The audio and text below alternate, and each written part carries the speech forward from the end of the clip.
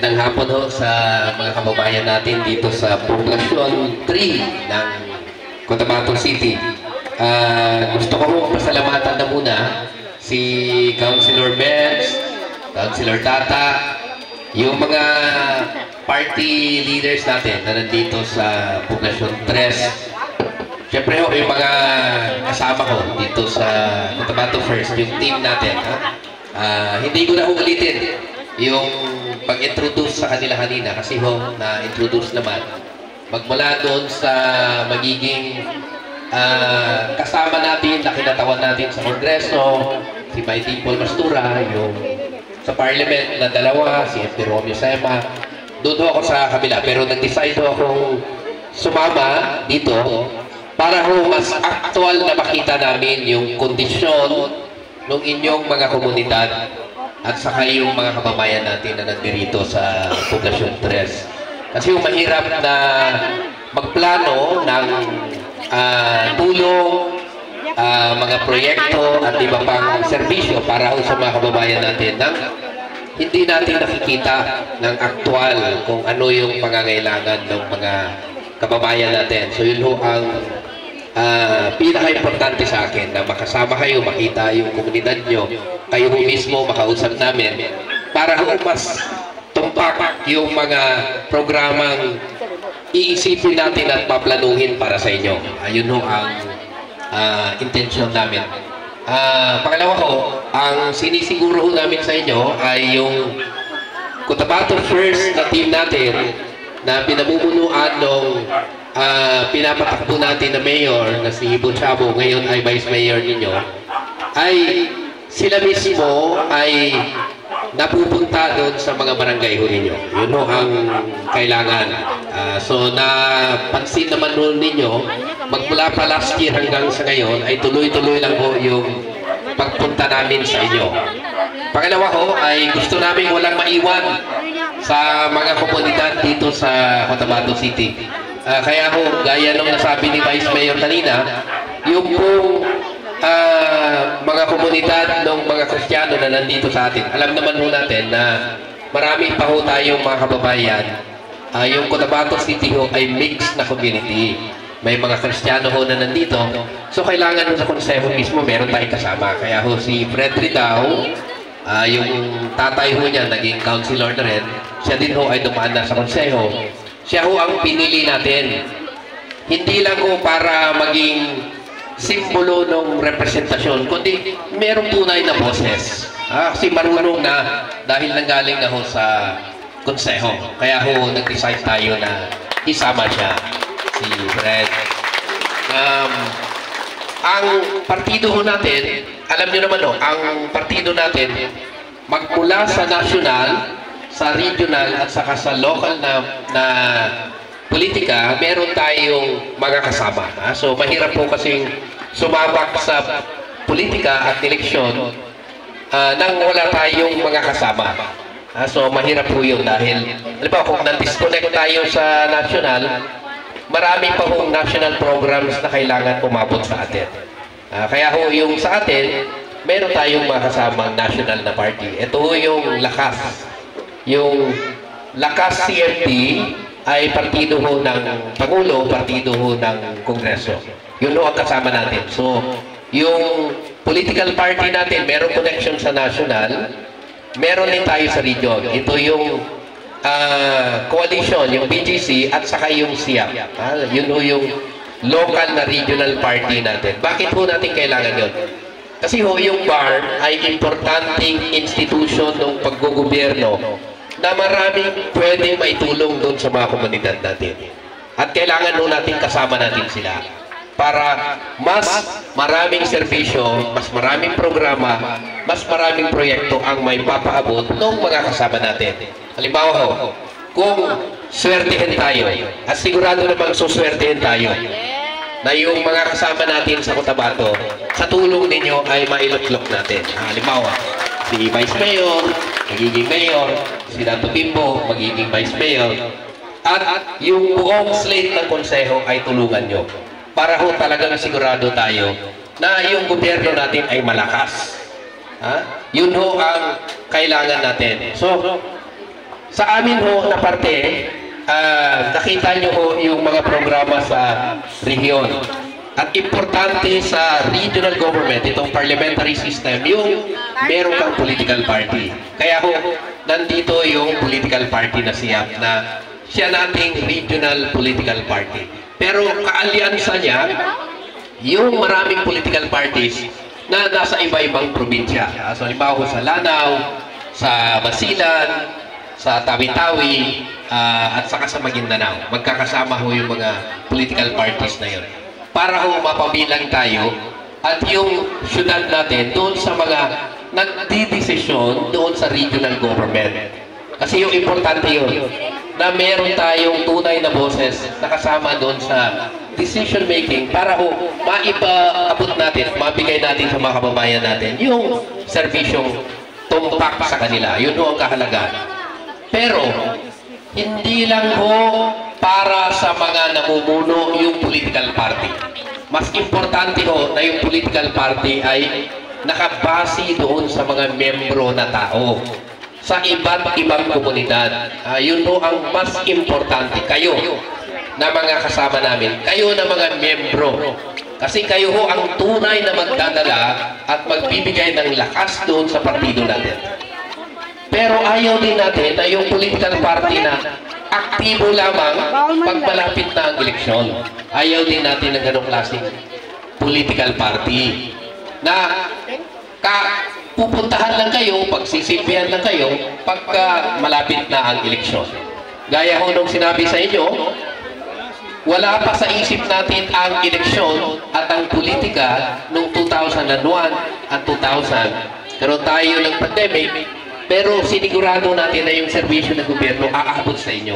Maski na ho mahirap.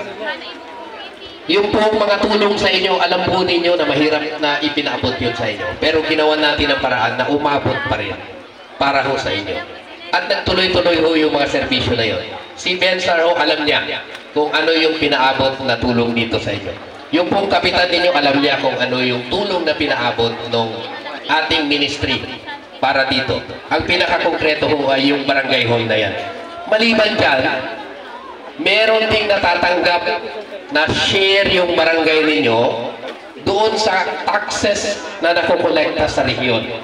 Ito ho yung NTA na nanggagaling sa regional government na pinapasok sa account ng mga barangay. Ako ho ang isa sa mga pumirma doon sa joint circular ng Ministry of the Interior and Local Government at saka ng MNPM. Ako rin ho ang nag-negotiate sa Kuala Lumpur noong provision na yan, na yung mga local government units magmula sa barangay, munisipyo, probinsya, ay meron silang makukuha para sa kanila. In-operationalize lang ho natin nung tayo ay upo bilang minister ng Ministry of the Interior and Local Government. So meron sila natatanggap. Yung pong perang yun na pumapasok sa city at sa barangay, dapat ito ginagamit yun sa serbisyo sa inyo. Yun ho ang kahalagaan nun. So, sana ho nararamdaman nyo yung mga serbisyo nyo. Sa iba't ibang antas ng ating gobyerno. Kasali na ho yung barangay. Kasi, base ho sa pag-aaral natin, maraming trabahong binigay natin sa barangay. At marapat lamang na dagdagan natin yung kanilang resources na hawak para matugunan nila yung pangangailangan ng mga tao sa barangay. Pero importante din na yung barangay natin ay nagre-responde doon sa pangangailangan ng mga tao. Kasi sila ang pinakamalapit sa inyo malapit ninyo. Malapit at mabilis ninyong maabot. Di ba, yung barangay hall nyo dito, hindi na kayo mamamasahe. Kasi pwede nyong lakarin.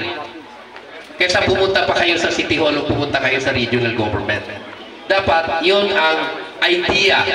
Yun ho ang dahilan kung bakit ipinaglaban natin mula sa pag-negotiate, paggawa ng batas at pag-implement sa BARM, yung resource na yun na mapunta sa barangay. Para ho mas mapabilis yung pagtulong sa inyo. Yun ho ang konsepto ng gobyerno. Yung political party natin ho ay ganun din. Nakabase sa mga membro ng ating partido. Sila ho yung dapat na tutukan ng ating mga leaders, yung members ng political party natin. Kasi kayo ho ang magdadala ng tulong na kailangan. Pero dapat kayo ay may benepisyo doon sa political party. Ito ho yung bagong konsepto ng political party na ini-introduce namin sa inyo. Na meron tayong mga leaders, meron tayong mga membro. At yung membrong yon ay klaro na sila ay mga individual na nandirito sa barangay. Kaya meron ho tayong sistema na inadapa. So meron tayong program na yung binigay ninyong mga form sa amin, mai-enter doon sa program natin at mabibigyan kayo ng ID. Para ho yung ID na yun, siya magsisilbing proof na kayo ay membro. At kayo ay prioridad ng mga opisyal na kasama natin sa ating partido. So pag nakuha ninyo yun, pagka ho sinuwerte yung mga kasama natin, pwede kayong pumunta sa kanilang opisina. O tumawag kayo sa opisina nila na kayo ay membro ng partido. At meron kayong pangangailangan. Kasi ho, hindi hagip ng lahat ng serbisyo ng gobyerno yung pangangailangan ng mga membro natin, ng mga tao natin. Ha? Hindi naman lahat. Although, generally, yung gobyerno natin, naintindihan natin ano yung kailangan ng mga tao natin. Ang pinakapangunahing kailangan natin, kailangan merong pagkain yung mga kababayan natin. So, yun ang una. Ha? Masiguro natin na merong pagkain. Pangalawa ko, kailangan meron tayong trabaho. Pangatlo ko, dapat kayang paaralin yung mga bata sa eskwelahan. Kasi maski tayo ay naghihirap pag pinag-aral natin yung mga anak natin, sigurado ko na merong kinabukasan yung mga bata. So yun o ang kailangan natin. Pero, karamihan ng gastos na yon, pagka dinaanan tayo ng hindi maganda, ay hindi natin kayang tustusan. Halimbawa po, pag ospital, pagka tinamaan tayo ng sakit o yung mga anak natin, hindi kaya ng sweldo ng ordinaryong mamamayan na tustusan yung ospital. Kaya kailangan din natin yun, natutukan ng gobyerno yun, na meron tayo doon. Kailangan din natin na meron tayo tulong doon sa mga estudyante natin na nag-aaral. Sa ngayon, no, yung political party natin dito sa city, tulong-tulong po tayo doon sa pag-settle ng mga hospitalization bills. Ha? So, halimbawa, si Congresswoman Paiding Paul Pastura, pwede kayong pumunta sa opisina niya kung may nagkasakit sa inyo at na-confine sa ospital na nilagyan niya ng pera ng kanyang opisina. Halimbawa, CRMC o kaya doon sa sanitaryo, makaka-access kayo. Sa ngayon po sa atin, yung dalawang kongresista na miyembro ng ating political party, si Congressman Zia Ationg at saka si Congressman Yasser Balindong, meron din silang pera na pinagkatiwala sa atin na nakalagay dyan sa CRMC. So pwede kong ma-access ng mga miyembro na natin yun. Pag may nagkasakit sa pamilya, pwede kong ipaalam lang sa amin, meron lang kung kaming online na form na pinapa-fill up. Hindi niyo kailangan mano-mano magpunta pa kayo at pumunta sa amin. Pagka sinabi ni Bensar, membro natin yan dito, may nagkasakit sa pamilya nila, padala lang yung form. Pwede na ho namin sagutin yun. Gaya ho nangyari, kung isang gabi, merong reporter na meron siyang kapamilya na hospital, kailangan nilang lumabas, wala silang hindi pa nag 30 minutes na ilabas na ho nila yun. Kasi mabilis lang naman yun. Online lang yun. Pinapadala lang sa amin. Online. May form lang i-fill up sila online. Padala sa akin. Itapon ko doon sa central processing ng office ni Congressman. Tapos, i-abiso na ho sa CRMC. So, pwede na ho maabihin ka agad yun. So, hindi ho. Ito ho yung mga klaseng serbisyo na ina-advocate natin. Hindi lang serbisyo, kundi serbisyong mas madaling maabil ng mga kababayan natin. Wala nang katakot-takot na pila at santambak na papel na kailangan mong ipila. So, dito ho sa Cotabato City, gagawin din ho natin ay simplify yung mga proseso ng paggobyerno. Kasi ho, kailangan natin yon na may serbisyo na maabil yung mga kababayan natin. Hindi pwede yung meron nga, pero pahirapan naman. Hindi ho yun ang konsepto ng gobyerno sa atin.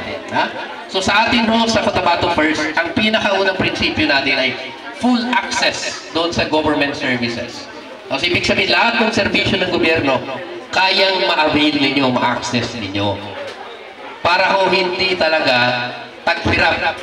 Kailangan nating sagutin yung ibang paghihirap ng mga kababayan natin. Dahil yun ho talaga ang silbi ng gobyerno.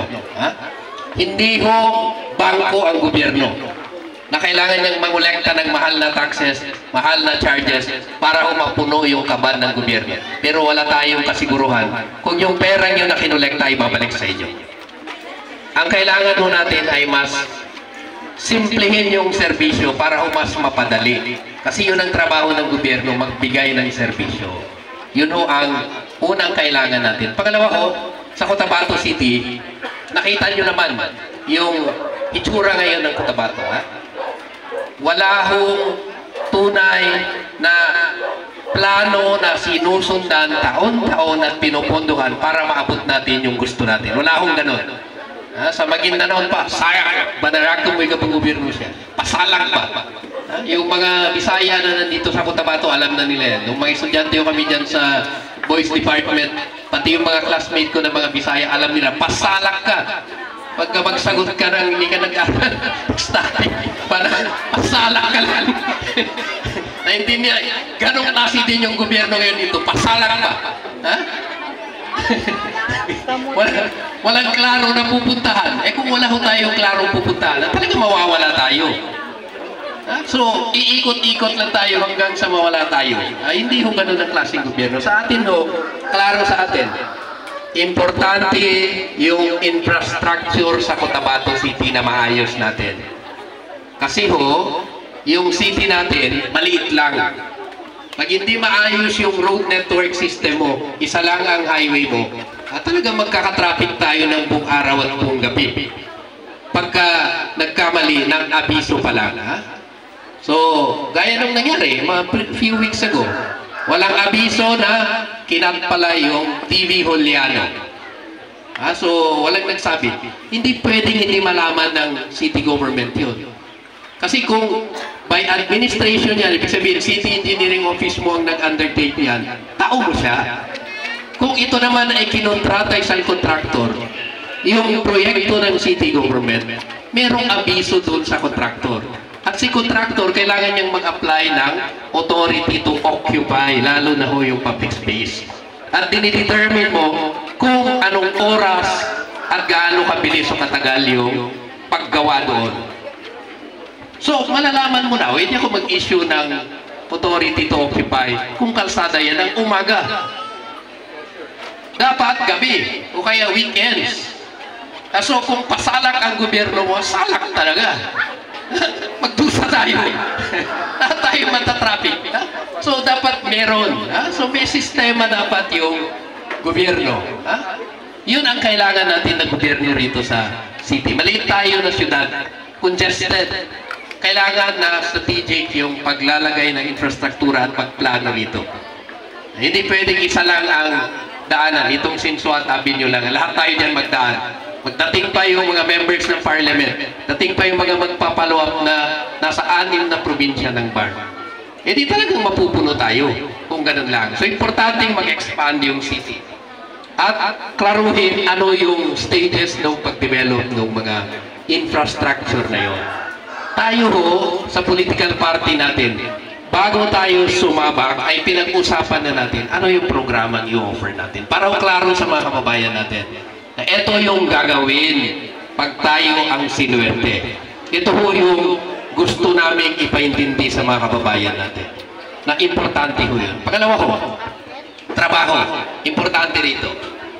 Dito sa Cotabato City, marami tayo. Kukunti lang yung pribadong negosyo. At karamihan pa nagko-complain dahil mahal ang singil at santambak ang papel na hinihingi. So, walang negosyanteng magkaka-interest kung mahal ang babayaran mo, santambak pa ang papel na kakailanganin mo. So kung wala masyadong negosyante, wala din tayong mapagtrabahuan. So importanteng business-friendly yung syudad. Kasama ho doon sa mga pinag-aaralan maigi at gusto naming makonsulta din yung business sector, ay tama ba yung taas nung sinisingil doon sa taxes. Kasi preliminary lang, tinignan ko, malaki na ang internal revenue allotment ng city o yung NPA niya, yung dating IRA na natatanggap natin sa national. Sobra 1 billion na. Meron ka pang tinatanggap na share ng taxes mo galing sa farm. tambak pa ang proyekto ng BARM dito sa atin. Sa ministry ko lang ho, 11 na barangay halls plus 13 na barangay halls. 20 plus na. MPW, pailaw, mga kanal, daan. So, hindi mo kailangan ng maraming perang gastusin yung city. Kasi meron nang tumutulong sa'yo. So, ano ang kailangan mo? Bakit ka mangungulekta ng maraming pera doon sa mga negosyante at sa mga tao?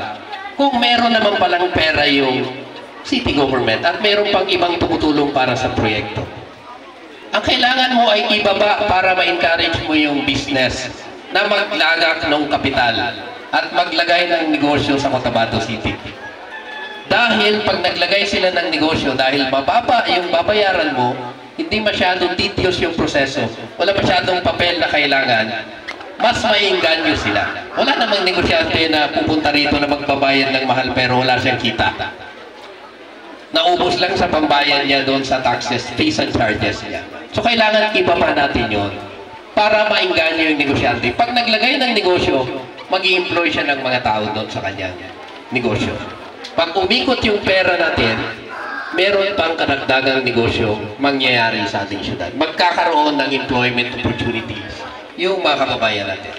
So kailangan merong balanse doon sa pangangailangan na mangolekta ng pera at yung pag-encourage sa business na magpunta rin.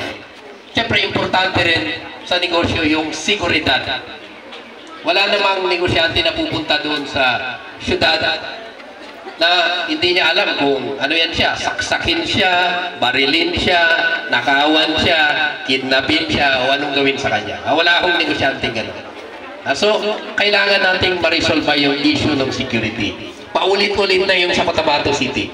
Wala akong justification na sabihin hindi magulo ang Cotabato City. Paano hindi magulo? Mayroong pwedeng barilin sa loob ng compound ng hotel. Mayroong pwedeng barilin nasa kanto ng pinaka-busy na street ng Cotabato City. Anong klase yun na gobyerno? Anong klaseng pamamahala yun? So, importante yung security. Ine-expect mo magpunta rito ang negosyo. Hindi talaga pupunta. Eh kung ikaw negosyante, hindi mo alam kung mabaril ka o masaksak ka. Papipiliin ka lang, baril o saksak. Ang tatama sa'yo, hindi ka talaga pupunta. So kailangan ma-resolve mo yun. At importante na merong political will doon sa pag-resolve. At merong konkretong plano paano resolvahin yun. Eh kung dito sa Cotabato City, maliban sa police at sundalo, meron ka pang hindi alam na anong klaseng security force na nagdadala din ng baril. Magro-ronda-ronda pa. Talaga matatakot yung mga kababayan natin. Kasi hindi mo naman alam paano mo yung papa-account yan pagka nag-abuso. Hindi kagaya sa sundalo, isumbong mo sa Philippine Army. Madidisiplina yan dahil alam nila. O sino yan? O kung hindi man kilala yan, alam nila ang deployment. Sinong unit ang naka-deploy dyan? Sinong naka-assign ng specific date, specific time? So, madali nila mapa-account yun. So, ma-discharge ka, madisiplina ka. Eh, pero kung palalangot IB ka lang, hindi alam kung anong IB ka. Ha? Palalangot ka lang, lasing ka, may dala kang baril, namaril ka dyan, sino magpapa-account sa kanya? Saan ka magsusumbong para disiplinahin yun? Wala. So, yun ang problema talaga rito. Kailangan klaro kung sino ang otoridad na pwedeng magdala ng baril at pwedeng mag-provide ng security sa atin. Kasi kung wala ko yun, talaga kung walang pupunta rito sa atin, ha? Wala kong pupunta sa atin, hindi ko natin maaayos yung security. O mas madami pang may baril na hindi dapat nagdadala ng baril. Ha? So, importante ko yun na maayos natin yung seguridad. Pangalawa ko, kailangan natin yung mga barangays na makasama natin doon sa pag-provide ng mas magandang peace and security environment sa Cotabato City. So, importante ho sila na kasama natin. Sa grupo natin, marami na tayong barangay captains na pwedeng tumulong talaga sa atin. Para yung areas nila, kaya nilang i-secure yun. So, importante ho, merong ganong klaseng plano para sa Cotabato City. At yun po yung ino-offer namin sa inyo. Concrete na plano paano i-secure yung Cotabato City. Para ho talagang mas maging maluwag sa atin yung Cotabato City. Ganon din ho yung paano i-attract yung paggamit ng pera ng iba-ibang institutions ng government dito sa Cotabato City. So, halimbawa, yung mga binibili na services o service vehicles ng mga opisina ng BARM, lahat yan doon pa binibili sa Davao. Wala kasing gustong maglagay ng negosyo niya rito. Kung maayos natin yung security, maayos natin yung policy environment sa paglalagay ng negosyo, dito na yan gagastos. So pag dito ho, maliban doon sa taxes na makukolekt mo, ma-employ mo pa yung mga tao. Dito magagamit yung pera. Pag ginamit dito yung pera, iikot yung pera natin dito, magkakaroon tayo ng dagdag na negosyo at employment opportunities doon sa mga tao natin. So yun ho ang kahalagaan nung konkreto yung plano ng partido at ng mga kandidato para ho doon sa syudad natin. Yun ho ang gusto talaga naming ihayag at ipaintindi sa inyo. Na hindi ho ito yung traditional na partido at mga kandidato na pupunta sa inyo na walang klarong pupuntahan yung kanilang paggobyerno. Sa amin ho na pupunta doon sa parliament, meron din ho kaming very concrete na programa para sa city. Para ho magkatulong yung local government unit magmula sa barangay, sa city, sa BARM at saka yung ating partner sa national government. Ito yung congressional representation natin. Pagka unang sama-sama yon, mas mapapabilis natin yung pag-unlad ng ating syudad. Yun ho ang talagang gusto nating mangyari rito sa atin. Mapabilis yung pag-unlad ng ating syudad para ho yung mga kababayan natin ay guminhawa naman yung buhay nila. Matagal na ho yung Cotabato City, isa sa pinakamatandang syudad dito sa Mindanao. Yung barangay ho natin, General Santos City, yung Dantiangas, dating barrio lang ng Empire Province ng Cotabato, na ang kapitolyo niya nandito sa atin, sa Cotabato. Pero tingnan ninyo, mukha tayong sitio ng General Santos. Hindi lang barangay, sitio. Ganon kalayo ang agwat. Kailangan nung talaga tayong maghabol. At kailangan natin yung mga namumunong merong malasakit para sa bayan at may klarong pag-intindi doon sa problema at alam kung ano yung mga programang isusulong. Hindi lang ho yung lalasing ka, pagkagising mo, nasa kabilang bed ka napunta, ibang programa. The next day naglasing ka, nung napunta sa kabilang bed, ibang programa na naman. Wala akong sustainability yun. At hindi ko talaga unlad yung lungsod pagkaganon. Kailangan konkreto yung programa. Hindi lang daw result ng hangover. Kasi magiging problema ho natin yung pag-unlad pagkaganon. So, importante ho sa amin na naintindihan ninyo. Kasi ho, kayo ultimately ang magdidesisyon doon sa ating magiging tadhana o yung faith ng city. Kayo ho, ultimately. At yun ho, mga nakalista rito sa likod ko, malaki yung tiwala namin na kaya tayong dalhin doon sa gusto nating puntahan. So, muli po, nagpapasalamat kami sa inyo. Maski na mainit po, ay mainit pa rin ang pagtanggap ninyo sa amin. Ulit po, maraming salamat. Magandang hapon po sa ating lahat. Maraming salamat din po. Magandang hapon, Attorney Nagib Sinarimbo. Ngayon po, sana po naliwanagan tayong lahat at naintindihan natin ang pagpapaliwanag kanina ni Attorney Nagib Sinarimbo. Palapakan po